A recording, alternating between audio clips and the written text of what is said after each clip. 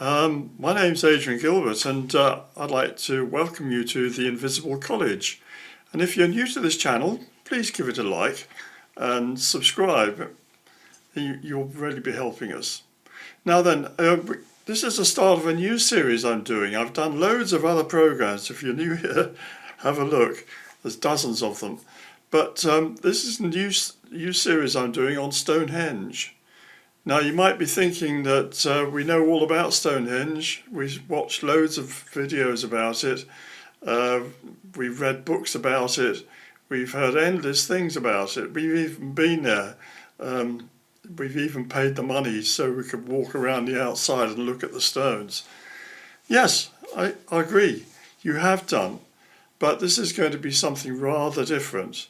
So bear with me and follow as we go into this part one, which is an introduction, and I'm calling this one, What is Stonehenge? And it's not what you think. Now then, what is Stonehenge? Well, clearly it's a collection of ancient stones arranged in circles and surrounded by an earth bank or henge. What we really want to know is, what was it for? And that's the big question, isn't it? What was it for? And people have had all sorts of ideas about that. They say that you get the Stonehenge of your times, and that certainly seems to be sort of true, that whatever's happening in the contemporary world, people see it reflected in Stonehenge somehow, and you work that into their ideas and ideals, whether they are archaeologists from the 19th century or the early 20th century who looked upon the stones as just a sort of primitive monument put up by barbarian savages for no very good reason. Or if you were a hippie in the 1960s or 1970s, you probably thought about it in terms of ley lines and sacred geometry and underground currents of energy, all this kind of thing. If you're a modern archaeologist, been involved in recent digs going on there, you probably be thinking in terms of some kind of midwinter feasts involving people staying in Durrington Banks, where there's another big henge there that they've discovered, and they've been doing a lot of work on that as well. So you different times have their own opinions about what this site was for, and we're no different. But I'm going to take you in a different direction, which is to look at if Stonehenge has something else to say to us in terms of prophecy. And I don't think anyone's done this before, so I'm going to take you down that route because I think it's the right one, and you'll be very surprised where this is going to lead to. Now, to begin, Stonehenge is a World Heritage Site. It is the most visited Stone Age monument in the British Isles and possibly in all of Europe. I think I'm probably right in saying that. Obviously, it's not the only one. You've got places like Carnac in France, haven't you, for a start? And you've got Avebury in England as well. And you've got other places in Germany and in the Netherlands and Belgium and so on. So I won't say that it's the only Stone Age site that's visited, but I think it's probably is the most visited. And you'll see it in loads of textbooks because it's the most mysterious, really. It is in the top division of renowned ancient sites, alongside the pyramids of Egypt, the Parthenon of Athens, Teotihuacan in Mexico, Machu Picchu in Peru, Baalbek in Lebanon, Petra in Jordan, the Barabar Caves of India, and the Great Wall of China. Now, I'm sure you've heard of all of these, or most of them anyway, I would think. Stonehenge is right up there in that illustrious top team of First Division sites, ancient sites. And This is in spite of the fact it's actually not very big, but it is extremely mysterious. And that's what gives it its charisma. That's what makes it worth visiting. I mean, I've been to the Great Pyramid. I've been inside the Great Pyramid, up inside all the chambers, and I've written about it and I studied it, and I've been in the other pyramids too. But Stonehenge is right up there with them in terms of interest. And it's not because it's not a matter of scale. My pyramid is much bigger than your Stonehenge. It's to do with implied knowledge and implied something else. And that's what we're going to be looking into in this series. So what distinguishes Stonehenge from most of these sites is that it remains an enigma. Modern archaeology has told us a lot about the people who built it, when they lived, their tools and weapons, what they ate, and the houses that they lived in. We've even some of their skeletons, jewellery and gold. I mean, you can't get more personal, up and personal, with the people who built Stonehenge, or certainly it was built at different stages, so nobody was involved in building the whole thing.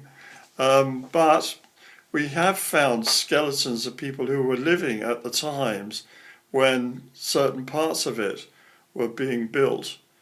And there's been a huge amount of study on the site itself, on nearby sites, on other Stone Age monuments of the same period. And we had that fantastic exhibition in the British Museum last year, The Age of Stonehenge. And there were loads of exhibits from all over Europe to represent it's not only the Stone Age, actually. Stonehenge goes into the Bronze Age as well. In fact, the major part of it, the interesting part with the Sarsen stones and so on, that's all really Bronze Age rather than Stone Age. I call it Stone Age because we're talking about stones. But all of that stuff, the Nebra disc and the extraordinary gold ornaments they had there, the weaponry, the carving of stones in elaborate swirls, and the earlier sort of Woodhenge and things like this, that was all in this fantastic exhibition, which I went to several times actually in the British Museum. So we do know a lot at that level about not only Stonehenge itself, but about other monuments, about barrows, about the people who lived, in the neighbourhood and in other places, where they came from, what they were eating, what they were doing, how they were farming. We know a great deal about that, but still there is an enigma about this monument. Why did they build it? What was it for? Now, none of this tells us why they built Stonehenge. Was it a temple, a war memorial, a mausoleum, a school, a stage for festivals, an altar, an astronomical observatory, a court of law, a coronation site, a place of execution, a musical instrument, a place of initiation, a point for controlling energies flowing through the earth, a memorial built to honour the landing of a UFO, a stone replica of a crop circle. Now, these are ideas that people have expressed, actually suggested about the meaning of Stonehenge. Many books have been written on these very subjects. It's not only the archaeologists who write books, there's a lot of other people write books about Stonehenge, looking at it from different points of view. But we can look at it from the point of view of prophecy, and that's what we're going to be leading to in this series. Now then, all of these suggestions have, at one time or another, been made. A more truthful answer is we simply don't know. That's true, isn't it? Nobody really knows why it was built. In this series of programs, we're going to examine a wider range of evidence than is currently considered by dirt archaeology. By dirt archaeology, I mean people with their trowels, the sort of time team people who dig away and they find things, bits of bone, antlers, maybe some jewellery if they're very lucky, usually pottery, all that kind of stuff. And they do carbon dates on bits and pieces of material they find, like bones or teeth or whatever. And they try to work out through looking into the dirt, digging in the dirt, what the truth really is. But sometimes you don't need to look at the dirt. Sometimes you just need to be looking at the thing itself in the right way. If you look in the right way, it provides you with the answers that you're looking for. We will also be considering Stonehenge in association with other enigmatic sites, notably the pyramids of Giza and ancient Troy. Why will we do this? Because there are certain similarities with the pyramids that, while not apparent morphologically, that means in terms of shape, a totally great big pyramid and a little Stonehenge, they're not the same, are they? But they're nevertheless, in terms of, they are linked somehow in terms of their underlying knowledge of numbers and patterns, and we'll go into that too. In the case of Troy, now you might be wondering, why are you bringing up Troy in this? Well, in the case of Troy, the ancient Welsh histories tell us categorically that the ancestors of the native British came from Troy. So it's stupid to ignore this information. And actually, I've done another series on the Trojans and Britain. You can find on my YouTube channel here. And I recommend you watch that. But you'd be very surprised at the evidence that there is linking Britain with Troy in terms of the language and the mythology to do with the two together.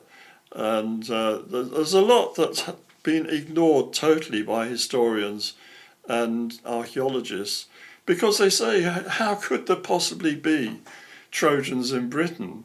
This must be just an invention of the Welsh, medieval Welsh or something, that they don't know what they're talking about. Maybe it was in earlier generations at the time of the Romans, trying to flatter the Romans, because the Romans claimed to be Trojans. So they would say, well, we're Trojans too. Well, I think there's a very crude attack, really, on the people's culture and the histories of the Welsh, which go way back. And there are ancient Welsh triads that are among the oldest literature in Europe. So give them a break and, hold your fire. Maybe there is something in this. Now then, in this series of lectures, I'm going to present a new paradigm for understanding Stonehenge. Now, to understand this paradigm, it will be useful to reference the works of the most important esoteric philosopher of the 20th century, a man called G.I Gurdjieff. In this series, we are not going to refer to his philosophy as such, but rather to a concept he called legominism. Now, what do we mean by legominism? Gurdjieff was fond of inventing new words, neologisms, and legominism was one such. J.G. Bennett, who first met him in 1920 and later on was one of his pupils, defines it thus: a source of very important knowledge. It is a legominism, as he called it, whereby ancient wisdom is transmitted beneath a form ostensibly intended for a quite different purpose. So imagine something like, I'll give you a good example that I've studied, St. Paul's Cathedral. Now, St. Paul's Cathedral, obviously it's the Cathedral of London. it's there for church services, but also they have weddings, they have funerals, state funerals. It's a sort of centre of the religious life of London. And as you probably know, the original St Paul's Cathedral, the old St Paul's, was burnt down at the Great Fire of London in 1666. And Sir Christopher Wren, who was a professor of astronomy at the time, and also a great mathematician, he was asked to be the architect and design a new cathedral to replace the one that had been burnt down and destroyed. So he set about and he did several designs, and he designed it in a sort of classical manner. It's not Gothic. You know, most of the cathedrals you'll see in Britain are Gothic. You know, the pointy arches and the towers and pinnacles and gargoyles, all that kind of thing, you know, like the French cathedrals. But St Paul's is quite different. It's got Romanesque rounded arches, and it's built in a neoclassical manner, which was very fashionable in the 17th and 18th centuries. So it's quite different. And at first sight you'll say, well, that's very nice. He's modelled it on the old classical style. It's a bit different. Got a dome, like St Peter's has a dome. We haven't got any other domes in cathedrals, not that I know of in England. So you could look at it that way, and it's a functional building. But there's also something else to it as well. You notice that it's very geometric in the way it's laid out. And if you go into the patterns and you study it intensely, you find out that it has links, symbolic links, to Solomon's temple in Jerusalem. So I wrote a book about all this, the New Jerusalem, how they were consecrating London as a New Jerusalem in the time they rebuilt it after the Great Fire, because they regarded the ancient Israelites as having come to Britain. This is a whole other subject. So this would be what he would call a legominism, that he had embedded into this functioning building certain ideas and measurements and links. If you have the eyes to see them, if you study it, you know, and he was an architect, and he was also a master Freemason. They didn't have the Freemasons as such in his day. That only started after him. But he was clearly a master of Masons and directing them, and he was a Grand Master of doing this work for the king. So you can understand that there's this hidden teaching hidden within the fabric of that building. So when we're going to be looking at Stonehenge, we're looking at something similar. And it's the same with the pyramids of Egypt. I wrote the book, The Orion Mystery, with Robert Bauval, when we went into the whole subject of what the pyramids were really meant to represent. Now, they had a function as well. Were they used for actual burials? Well, that's a debatable point. Was the pharaoh actually buried inside the pyramid? I rather think that the Great Pyramid, anyway, was used for initiations of some sort. But the buildings themselves are actually very symbolic. And I'm not going to go into that here. But we can begin to see that there is something similar going on with Stonehenge, that whatever function it was being used for, and I gave you a whole list of potential functions, some more wacky and foo-woo than others, but whatever they're being used for, they had this other function, which was to incorporate certain knowledge, and that knowledge, I believe, was put in there to pass a message to future generations, just as it was in Egypt with the Great Pyramids, and in fact, all of the Great Pyramids of Giza. So that's a different way of looking at things, that they are, or Stonehenge was a legominism. Now, legominisms come in many different forms. Peter Uspensky, the author of In Search of the Miraculous, is the most famous of Gurdjieff's many students. He too was one of Bennett's teachers. Now, actually, Bennett studied with Uspensky for about 20 years, maybe a bit more, and went back to Gurdjieff after Uspensky died, and he was with Gurdjieff in his last days. He too was one of Bennett's teachers, and while using different language, talks of the same idea, that knowledgeable people in the past, initiates we might say, coded profound ideas into their works.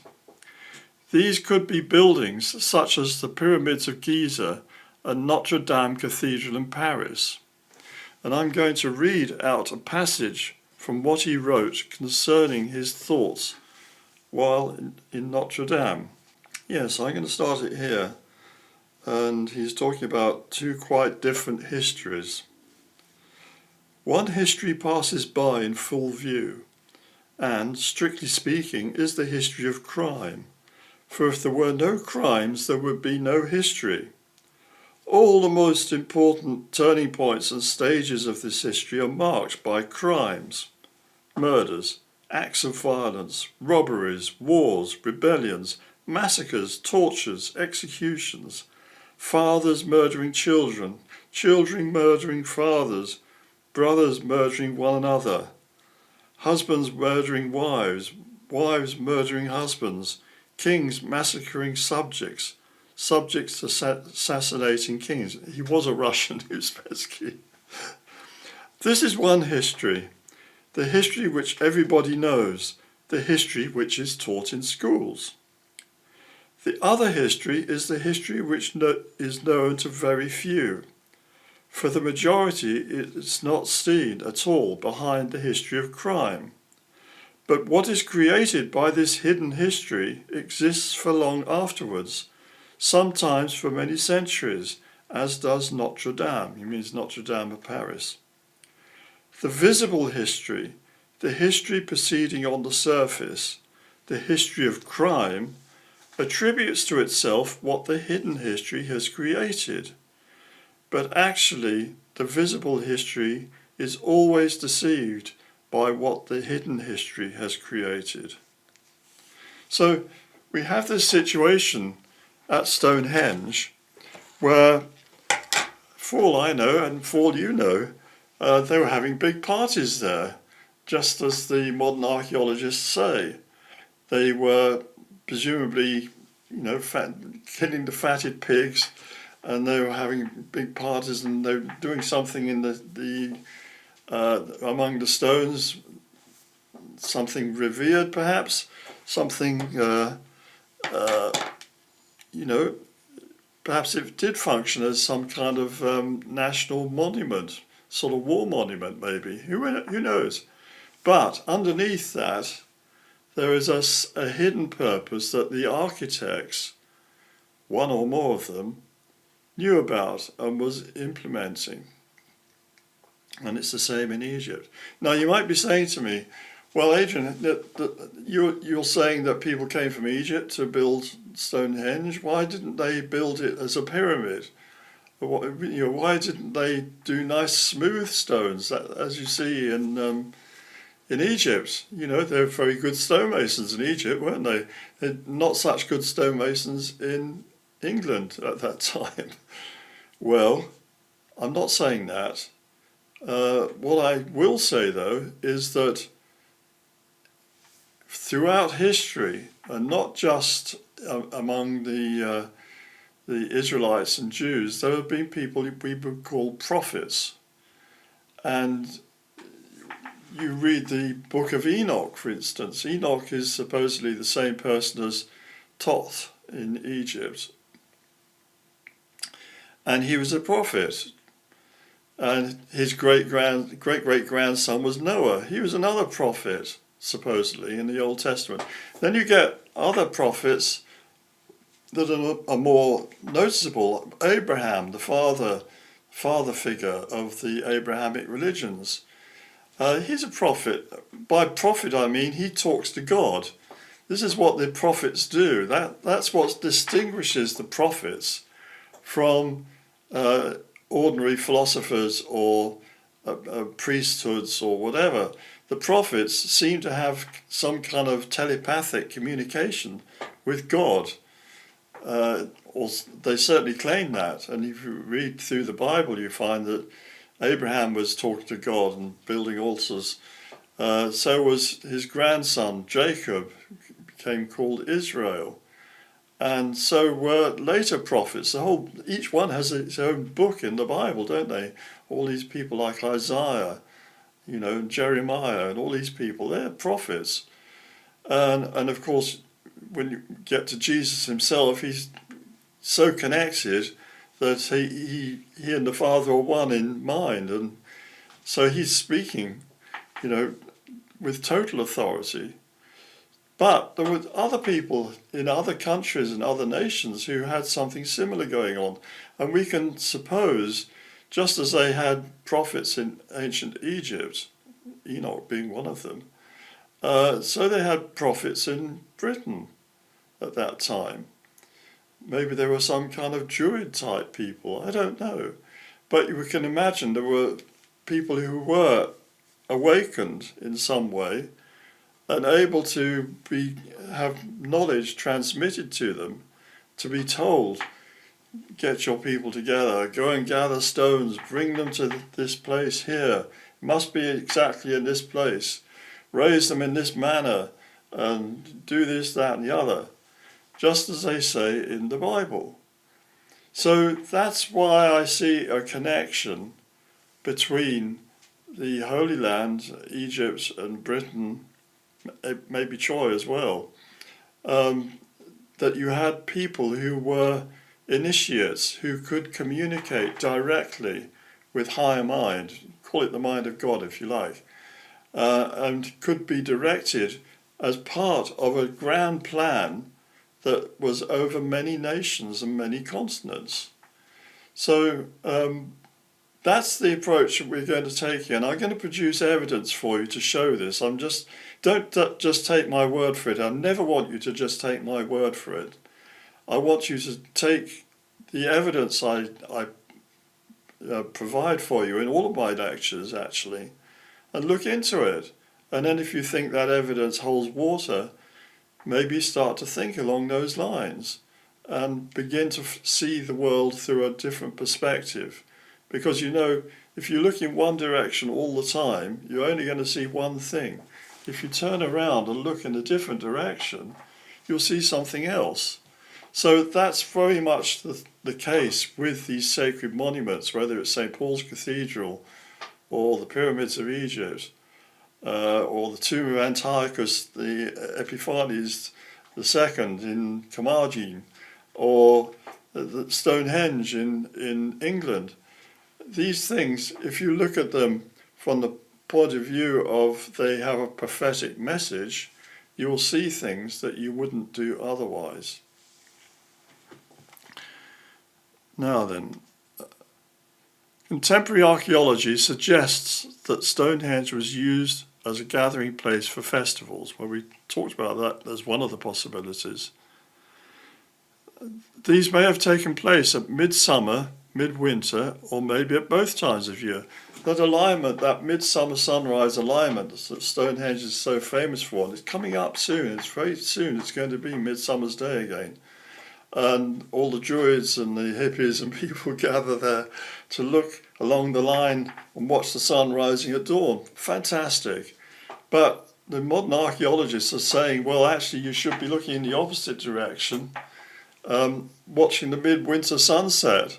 That's what they were really interested in, they say, because we found the evidence of big feasting around that time, of people slaughtering pigs and having a big party. So we have to imagine that maybe there was a sort of Christmas festival going on there.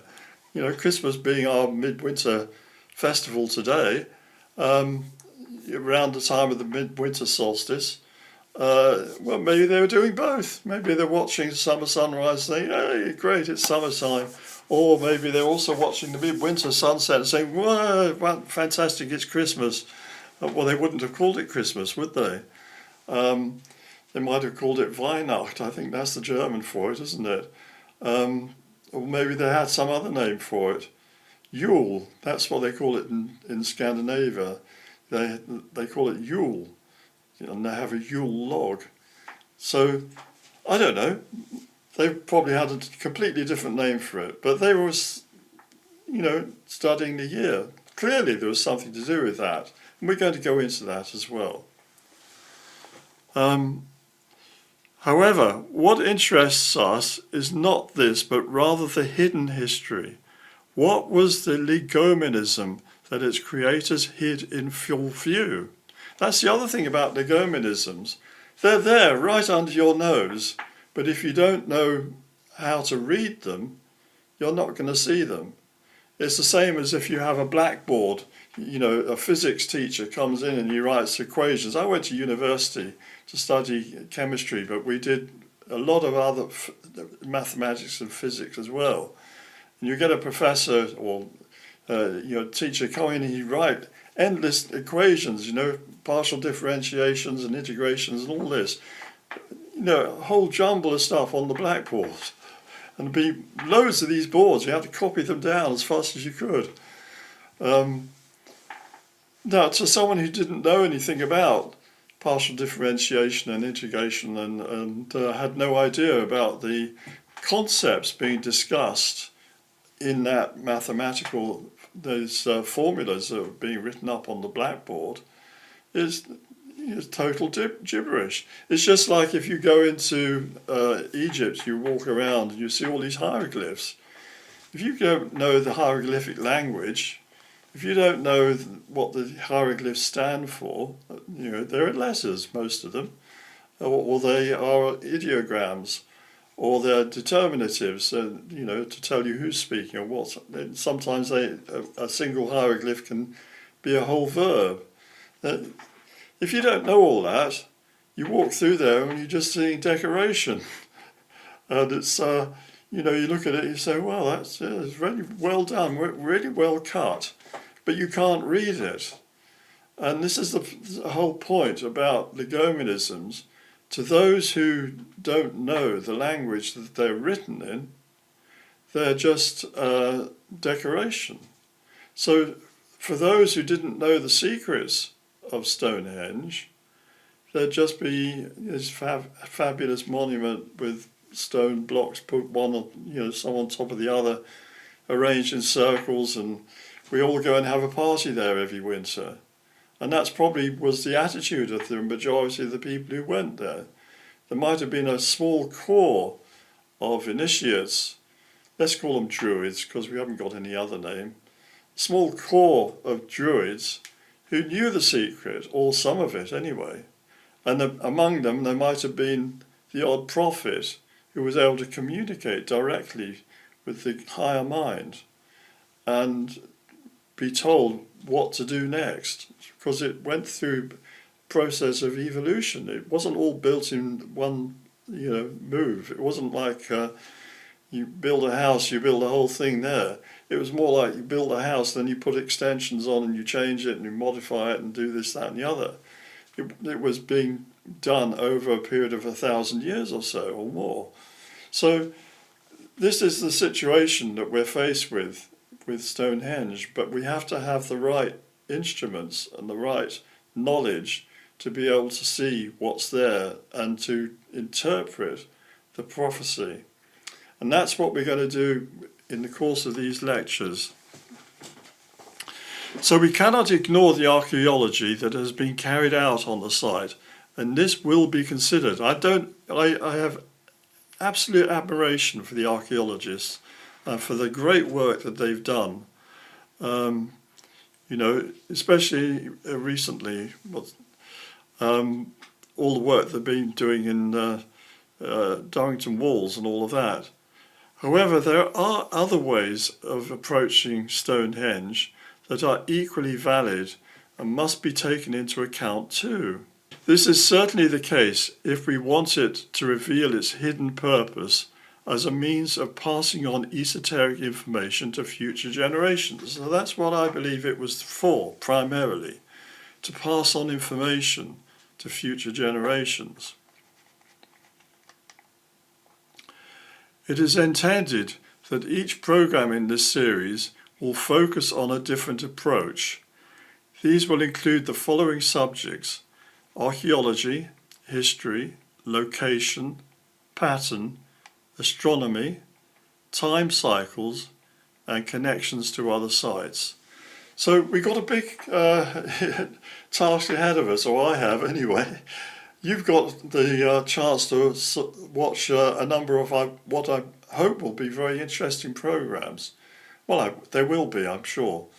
So anyway, if you've enjoyed this and you are interested in Stonehenge, do come along and we'll go into this in depth together. And I'm always open for criticism or comment or for you to give feedback. I love it when you do that. If you think I'm talking through the back of my head or through some other portal, tell me, I don't mind. If you know better than I do, tell me that as well. I'd love to hear from you. If you enjoyed this program, please give it a like and subscribe to the channel. What more can I say? And if you really do like my work, and there are people who do, think about joining the college.